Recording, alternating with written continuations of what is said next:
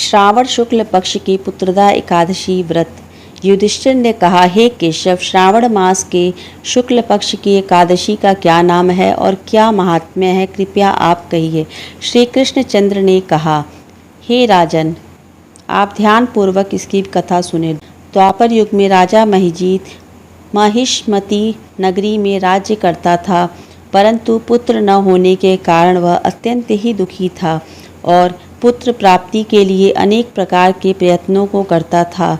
अनेक प्रकार की चेष्टा करने पर भी उसको आनंद देने वाला पुत्र रत्न प्राप्त नहीं हुआ। तो राजा ने अपनी वृद्धावस्था को देखकर एक दिन अपनी सभा में अत्यंत ही चिंतित होकर प्रजागणों को संबोधित करके कहा, हे प्रजागणों, मैंने इस जन्म में जहाँ तक ध्यान आता है कोई भी पाप कर्म नहीं किया है और न प्रजा से अत्याचारपूर्ण धन को लेकर अपने अर्थकोश में संचित ही किया है, न किसी की धरोहर का हरण किया है, बल्कि अपनी प्रजा का पालन पुत्र के सदृश करा हूँ। धर्म कार्य के द्वारा पृथ्वी को भी अपने वश में कर रखा है। अत्यंत दुष्ट कार्य करने वालों को दंडित किया है और शिष्ट शत्रुओं के साथ भी मैंने उत्तम से उत्तम व्यवहार किया है, परंतु न मालूम किस अज्ञात कारण के विषय से मुझे पुत्र रत्न की प्राप्ति नहीं हुई है। इस पर आप लोग ध्यानपूर्वक विचार करिए। इस प्रकार राजा के आर्त वचनों से सुनकर प्रजागण और पुरोहित आपस में सम्मति करके राजा के कल्याण के निमित्त वन में गए और मुनियों के आश्रमों को ढूंढते हुए इधर उधर वन में भ्रमण करने लगे। उसी वन में उन्होंने अत्यंत ही घोर तपस्या करते हुए निराहार जीतात्मा जीत क्रोध महात्मा लोमेश नामक मुनि का दर्शन किया, जो कि सर्वधर्म तत्ववेदा एवं सर्व शास्त्र परांगत दीर्घायु थे, जिनके की कल्प के अंत में केवल लोम ही गिरते थे। इसी से कारण उनका नाम लोमश पड़ा था। इस प्रकार उन त्रिकालज्ञ महात्मा लोमश को देख करके सब लोग अत्यंत ही हर्षित होकर निकट जा यथोचित रूप से प्रणाम करके उनके पास स्थित हो गए। लोमश मुनि ने सब लोगों को देखकर यह प्रश्न किया कि तुम लोग यहाँ पर किस कारण से आए हो और यहाँ पर क्यों स्थित हो।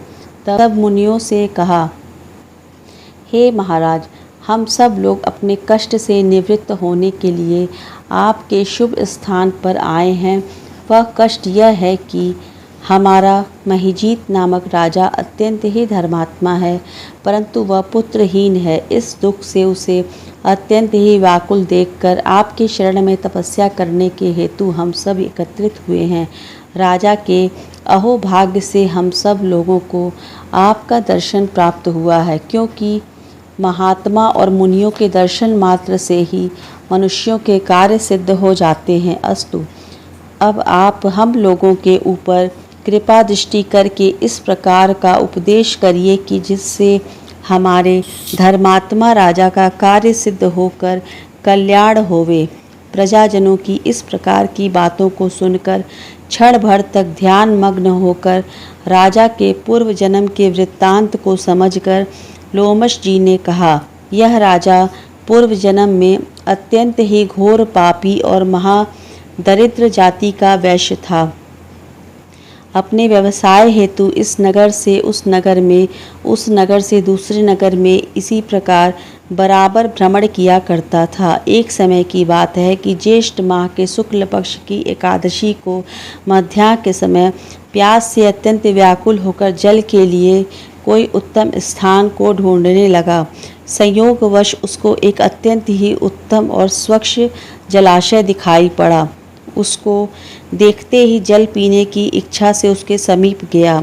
उसी समय एक कुछ ही दिनों की ब्याई हुई गौ अपने साथ बछड़े को लिए हुई उसी जलाशय पर आकर जल पीने लगी। उसी समय इस बनिए ने उस जल पीती हुई गौ को हटाकर स्वयं ही जल को पिया। इसी पाप के कारण वह निसंतान है, परंतु कुछ पूर्व जन्म के पुण्य के प्रताप से उसको राज्य प्राप्त हो गया है। मुनि जी की बातों को सुनकर प्रजाजन और पुरोहितों ने कहा, हे महाराज, हम लोगों ने पुराणों के द्वारा इस प्रकार सुना है कि पुण्य कार्य करने से पाप नष्ट हो जाते हैं, सो आप कृपा करके इस प्रकार पुण्य का उपदेश करिए कि जिससे पाप नष्ट हो जाएं और राजा महिजीत को पुत्र उत्पन्न हो। तब लोमश ऋषि ने कहा कि हे मनुष्यों, श्रावण माह के शुक्ल पक्ष की पुत्रदा नामक एकादशी का व्रत तुम लोग करो और नियम पूर्वक पूजन इत्यादि करके रात भर जागरण करो तथा उसका सब फल अपने राजा को प्रदान कर दो, तो उस राजा को पुत्र उत्पन्न होगा। इस प्रकार लोमश ऋषि द्वारा बताए गए व्रत के विधान और फल को सुनकर सब लोगों को अपार आनंद प्राप्त हुआ और सब लोग अपने अपने घर को लौट आए। श्रावण माह जब आया तब सब लोगों ने लोमश ऋषि के आज्ञा अनुसार राजा सहित भक्ति और विधान पूर्वक एकादशी का व्रत किया और दूसरे दिन अपना अपना फल उन सब लोगों ने राजा को प्रदान कर दिया। उस फल के प्रभाव से राजा की रानी गर्भ धारण कर समय आने पर पुत्र रत्न को प्राप्त किया। इस प्रकार की यह फलदात्री पुत्रदा एकादशी है, इसलिए इस लोक और उस लोक में आनंद प्राप्त करने वाले को इस पुत्रदा नामक एकादशी का व्रत अवश्य करना चाहिए।